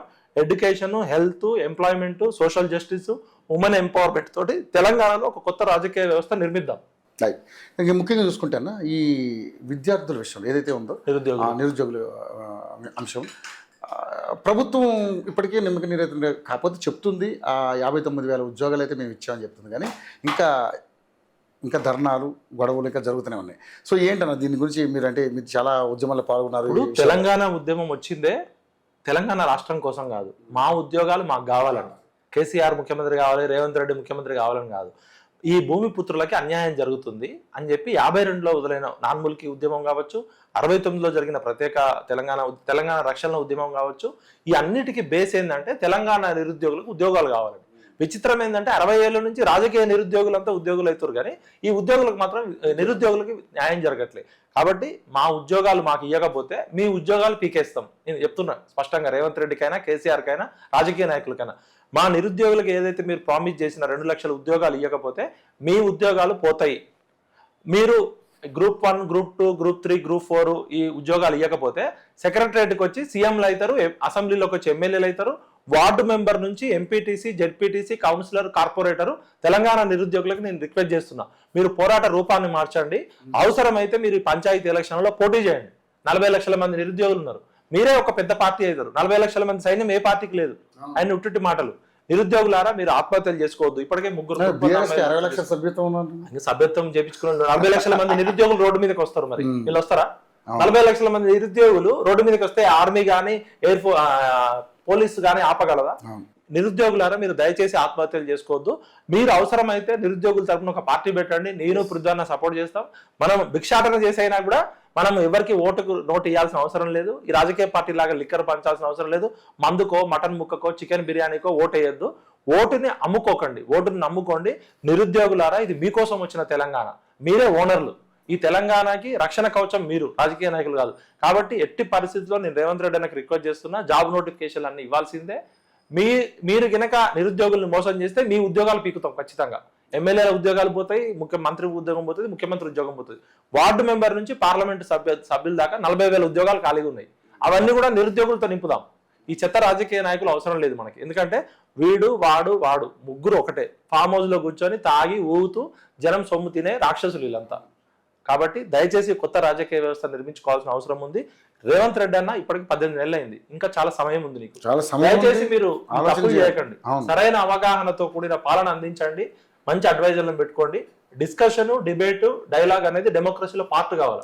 నేను ఒక్కడనే తోపు, నేనే తురుంకానంటే ఏమైంది కేసీఆర్? కచరా అనే బిరుతోటి ముఖం చెల్లకుండా ఆడ ఫామ్ హౌస్ లో పడుకున్నాడు. దయచేసి నువ్వు యంగ్స్టర్వి, ఇప్పటికైనా ఉన్నా ఇంకా 3 సంవత్సరాలు 3.5 సంవత్సరాలు టైం ఉంది, 1000 రోజుల పైన. మీరు మంచి పాలన అందించండి, మేము సపోర్ట్ చేస్తాం. మీరు తప్పులు చేస్తే, మీరు మంచి పని చేస్తే అన్నా రేవంత్ అన్న నెత్తి మీద పెట్టుకుంటాం. మీరు తప్పులు చేస్తే తూ రేవంత్ అంటాం. ఆల్రెడీ అది వచ్చేసింది. అన్నా రేవంత్ అన్న దగ్గర నుంచి తూ రేవంత్ అంటున్నారు. దయచేసి రేవంత్ అన్న మంచి పేరు తెచ్చుకోవాలి. మార్పు రావాలంటే ప్రజల జీవితాల్లో మార్పు రావాలి. మీ ఆస్తులు పెరగడము, మీరు కోటీశ్వరులు కావడం కాదు, పేద ప్రజల జీవితాల్లో మార్పు రావాలి. కాబట్టి దయచేసి ప్రజాస్వామిక సామాజిక తెలంగాణ కోసం ఖచ్చితంగా తెలంగాణ ప్రజలు ఈ దొంగ రాజకీయాలు నమ్మొద్దని చెప్తూ, ప్రాంతం వాడు మోసం చేస్తే ప్రాంతంలోనే పాత్ర పెడతాం, ప్రాంతేతరుడు మోసం చేస్తే ప్రాంతం నుంచి తరిమి కొడతాం. ఈ 18 ఏళ్ల కాలంలో తెలంగాణ సోయి లేకుండా అయిపోయింది ప్రభుత్వానికి. తెలంగాణ సోయి ఉండాలి కదా. కేసీఆర్ ఏమో అట్లా ఆగం చేసిండు, పాడుకున్నాడు, టీఆర్ఎస్ బొంద పెట్టిండు, బీఆర్ఎస్ అని పెట్టిండు, దుకాణం తెరిచిండు, అయిపోయింది. ఇప్పుడు కాంగ్రెస్ పార్టీ కూడా తెలంగాణ నిరుద్యోగులకు కానీ, ఉద్యమకారులకు కానీ, అమరవీరుల కుటుంబాలకు కానీ ఏదైతే ప్రామిస్ చేసిందో 250 గజాల స్థలం కానీ, ఉద్యోగం కానీ ఇవ్వాలి. వేరే రాష్ట్రాలు మన ఉత్తరాఖండ్ కానీ, ఛత్తీస్గఢ్ కానీ, జార్ఖండ్ ఉద్యమంలో పార్టిసిపేట్ చేసిన వాళ్ళకి నెలకి 25,000 రూపాయల గౌరవ వేతనము, ఆరోగ్యం బాగాలేని ఆరోగ్యము, 250 గజాల స్థలం ఇచ్చి ఆదుకున్నారు. తెలంగాణ తెచ్చిందే ఉద్యమకారులు, అమరవీరుల కుటుంబాలు కదా. ఆ ఉద్యమకారులు, అమరవీరుల కుటుంబాలను ఆదుకోకుండా ఏదో కొంతమంది 9 మందికి తలా 1 కోటి రూపాయలు ఇస్తే ఆ 9 మందే కాదు కదా చచ్చిపోయింది. చచ్చిపోయిన వాళ్ళ గురించి కదా మనం ఆలోచించాల్సింది. వాళ్ళు కవులు కావచ్చు, రచయితలు కావచ్చు, వాళ్ళని గౌరవించుకోవడం మన సంస్కారం, అది యాక్ట్స్ ఆఫ్. బట్ చచ్చిపోయిన చచ్చిపోయిన కన్నా అయితే ఎవడు గొప్పడు కాదు కదా. మరి ఆ కుటుంబాలనే గుర్తించకపోతే కేసీఆర్ అట్లా చేసిండు, నువ్వు ఇట్లా చేసిండు. కాబట్టి దయచేసి రేవంత్ అన్న, ఉద్యమకారులని, అమరవీరుల కుటుంబాలని, విద్యార్థులు, నిరుద్యోగుల వల్లనే నువ్వు అధికారంలోకి వచ్చినావు. ఎవరి వల్ల అయితే నువ్వు అధికారంలోకి వచ్చినావో వాళ్ళని పట్టించుకోకపోతే నీ కుర్చీ లాగి పడేస్తాం, గుర్తుపెట్టుకోవాలి. నిరుద్యోగుల తరపున నేను గట్టిగా చెప్తాను. వాటర్ విషయంలో ఏదో కొంచెం ఇష్యూ నడుస్తుంది. మనకి చెర్ల కానీ, మేడిగడ్డ, నిజంగా కాళేశ్వరం, కులేశ్వరం అని అంటున్నారు. దాని మీద మీ వివరణ అంటే నేను ఒకటి వాటర్ ఎక్స్పర్ట్ కాదు, ఫస్ట్ గా ఇరిగేషన్ ఎక్స్పర్ట్. జనరల్ గా నేను ఏమంటున్నా అంటే, కృష్ణా నదిలో వాటా కోసం తెలంగాణ ఉద్యమం. గోదావరి నదిలో పుష్కరంగా నీళ్లున్నాయి, 600 టీఎంసీలు సముద్రంలో పోతున్నాయి. గోదావరి నది నీళ్లు ఇంకెంతైనా ఉంది మనకి. కృష్ణా నదిలో నీళ్ల కోసమే తెలంగాణలో నీళ్లు, నిధులు, నియామకాలు అనే దానిలో ఎన్టీఆర్ గారు తెలుగు గంగ పేరుతో చెన్నైకి తాగునీళ్ళు ఇబ్బంది అవుతుందని 1 టీఎంసీ కోసం అప్పుడు మానవతా ఉదయంతో, మంచి ఉద్దేశంతో 1 టీఎంసీ కోసం ఇచ్చిర్రు. పోతిరెడ్డి రాజశేఖర రెడ్డి వచ్చి పోతిరెడ్డిపాడు పొక్కని పెద్దగా చేసాడు. జగన్ వచ్చి పొక్కని సొరంగం చేసాడు. సొరంగం చేసి రోజు 2 టీఎంసీలు తీసుకుపోయింది కరెక్టే. ఇప్పుడు ఈయన 200 టీఎంసీలో అది సబ్జెక్టు కరెక్షన్ బనకచెర్లలో ఈయన రేవంత్ రెడ్డి గారు మన చంద్రబాబు నాయుడు గారి శిష్యుడే కదా, గురువు అక్కడ శిష్యుడు ఇక్కడ కలిసి పోతిరెడ్డిపాడు పొక్క పోయి బనకచెర్ల అనే ఒక పెద్ద ప్రాజెక్టు కడుతుంది అంటున్నారు. దాని మీద ఇరిగేషన్ ఎక్స్పర్ట్స్ తోటి మనం తీసుకోవాలి. ఏదేమైనా కృష్ణా గోదావరి 2 నిధులు, నియామకాల గురించి కదా మనం నీళ్ళల్లో నిప్పు పెట్టిద్దరే తెలంగాణ వచ్చింది. ఒకవేళ రేవంత్ రెడ్డి గారు కనుక తెలంగాణ ప్రజలకి జరుగుతున్న అన్యాయాన్ని, బనకచెర్ల ప్రాజెక్టు ద్వారా జరుగుతున్న అన్యాయాన్ని అడ్డుకట్ట అయిపోతే ఆ బనకచెర్లలోనే బంకమంటి నాకి కొట్టుకోకపోతాడు. తెలంగాణ ప్రజలు చూసినంత కాలం చూస్తారు. వాళ్ళ యొక్క మంచితనాన్ని అసమర్థగా భావిస్తే బండకేసి బాస్తారు. అది రేవంత్ రెడ్డి అయినా, కేసీఆర్ అయినా, బీజేపీ అయినా, ఏ పార్టీ అయినా. దయచేసి తెలంగాణకి న్యాయబద్ధంగా ట్రిబ్యునల్ ప్రకారం రావాల్సిన వాటా మనం తీసుకోవాలి. అంటే ఆంధ్రాకి ఎంత రావాలో ఆంధ్ర. జగన్, కేసీఆర్ ఇద్దరు ఫ్రెండ్స్ కాబట్టి అప్పుడు ఏమి ఇష్యూ రాలే. రోజా చేపల పులుసు పెట్టింది, రాగి సంకటి పెట్టింది, నాటుకోడి పెట్టింది, రాయలసీమని రత్నాలసీమ చేస్తా అని పోయొచ్చిండాడ ఈ మహానుభావుడు. తెలంగాణ ప్రజలు చచ్చిపోయి తెలంగాణ కృష్ణానది మహబూబ్ నగర్ జిల్లాకో, నల్గొండకో, ఖమ్మంకో నీళ్ల కోసం చచ్చిపోతే పట్టించుకోలే. కానీ రాయలసీమకి ఎండిపోతుంది, రత్నాలసీమ మంచిగా రోజాని చూసుకుంటా రాగి ముద్ద తిన్నాడు, రాగి సంకటి తిన్నాడు, చేపల పులుసు తిన్నాడు, మరి పొలస చేప పెట్టిరో ఏమో తాగి రత్నాలసీమ. జగన్ పిలిచి ఈయన ఇక్కడ విందించిండు, ఆయన అక్కడ విందించిండు. చంద్రబాబు నాయుడు గారు రేవంత్ రెడ్డికి ఉన్న సంబంధం అది పాత సంబంధం, కానీ ఆ సంబంధం వల్ల 2 రాష్ట్రాలకి లాభం జరగాలి. కానీ తెలంగాణకి నష్టం జరిగితే ఊరుకోము కాదు, ఇక మరో ఉద్యమం బంక. రైట్, ఫైనల్ కన్నా డిఏ విషయంలో ఒకటి జరుగుతుంది. అంటే ఇప్పుడు నిన్న క్యాబినెట్ విస్తరణలో జరిగినటువంటి అంశాలు కొన్ని వచ్చాయి, 31 అంశాలు. ఇక డిఏ విషయంలో ఈసారి ఏమో ఒక డిఏ ఇచ్చి మళ్ళీ 6 నెలల తర్వాత ఇంకో డిఏ ఇస్తామని చెప్పేసి మాట్లాడడం జరిగింది. మరి ఉద్యోగుల విషయంలో ఫైనల్గా మీరేం చెప్పాలనుకుంటున్నారు లాస్ట్ టైం? ఇప్పుడు చాలా మంది ఏమనుకుంటారు అంటే ఉద్యోగులకు డబ్బులు ఇస్తున్నాం అంటే వాళ్ళకి ఏదో ఫ్రీగా ఇస్తున్నామనో. ఉద్యోగులకు ఎందుకు ఇస్తాం జీతం? ఇప్పుడు ఎమ్మెల్యేలు, ఎంపీలు, ఎమ్మెల్సీలు, ప్రజాప్రతినిధులు, వీళ్ళ మీద క్యాబినెట్ మంత్రులు, వీళ్ళు ఓన్లీ పాలసీలు తయారు చేస్తారు అసెంబ్లీలో. మరి పని ఎవరు చేయాలి? ఇప్పుడు 4 కోట్ల మందిని నడిపించాల్సింది ఎగ్జిక్యూటివ్ విభాగం. లెజిస్లేటివ్ అనేది పాలసీలు తయారు చేస్తే ఆ పాలసీలు అమలు చేయాలంటే కింద వరకు గ్రామంలో యంత్రాంగం ఉండాలి కదా. 4 కోట్ల మంది ప్రజలను నడిపించాలంటే ఒక 4 లక్షల మందో 8 లక్షల మందో ఉద్యోగస్తులు ఉండాలంటే ఆ ఉద్యోగస్తులకి జీతాలు కూడా ఇవ్వలేని పరిస్థితి ఉంటే మరి ఎట్లా చేస్తారు? ఆయన ఏమో జీతాలు కూడా 15వ తారీఖు ఇచ్చిండు. డిఏ అనేది మార్కెట్లో పెరుగుతున్న ధరలకు అనుగుణంగా, మార్కెట్ అవసరాలకు అనుగుణంగా వాళ్ళు ఉప్పు పప్పు రేట్లు ఎట్లయితే పెరుగుతాయో దాన్ని బట్టి కరువు భత్యం ఇస్తారు. ఆ కరువు భత్యం అనేది ఒక సూచీ ప్రకారము ఎంత ఎప్పటికప్పుడు కాలానుగుణంగా ఇవ్వాలి. 5 డిఏలో 6 డిఏలో పెండింగ్ ఉన్న ఏకైక రాష్ట్రం తెలంగాణ రాష్ట్రం. మరి నువ్వు ఉద్యోగులకి జీతాలు ఇవ్వలేవు, వాళ్ళ పెన్షన్లు ఇవ్వలేవు, వాళ్ళు దాచుకున్న డబ్బులు కూడా ఇవ్వలేవు, రిటైర్మెంట్ బెనిఫిట్స్ కూడా. ఏజ్ పెంచుకుంటూ పోవాలనే కాన్సెప్ట్ ఉంటే మరి ఎక్కడ దాకా పోతుంది? ఇక సత్యదాకా ఉద్యోగం చేయాలా? ఆయనేమో 58 సంవత్సరాల నుంచి 62 సంవత్సరాలకు చేసిండు, 61కి. నువ్వు ఇప్పుడు డబ్బులు లేవని చెప్పి 62 నుంచి 65 అందాల పోటీకి డబ్బులు ఉంటాయి, దావోస్ పర్యటనలకు డబ్బులు ఉంటాయి. మరి ఇలా కేసీఆర్ కుటుంబం ఆక్రమించుకున్న కొన్ని వేల ఎకరాల భూములు ఉన్నాయి తెలంగాణలో, లక్షల కోట్లు ఉన్నాయి. వేల వేస్తే డబ్బులు వస్తాయి కదా. డబ్బులు ఇప్పుడు ఐఏఎస్ ఆఫీసర్లు వాడు జయేష్ రంజన్, వాడు ఇంకోడు అరవింద్ కుమార్, వీడు నవీన్ మిట్టలు, ఈ బ్యాచ్ దగ్గర 100 ఎకరాల భూములు ఉన్నాయి తెలంగాణ హైదరాబాద్ చుట్టూ. మరి అవన్నీ వేలం వేస్తే డబ్బులు వస్తాయి కదా. ఇప్పుడు కవిత, కేటీఆర్, కల్వకుంట్ల కుటుంబం దోచుకుంది 1,00,000 కోట్లని మీ రాహుల్ గాంధీ చెప్పిండు. మరి ఆ 1,00,000 కోట్లు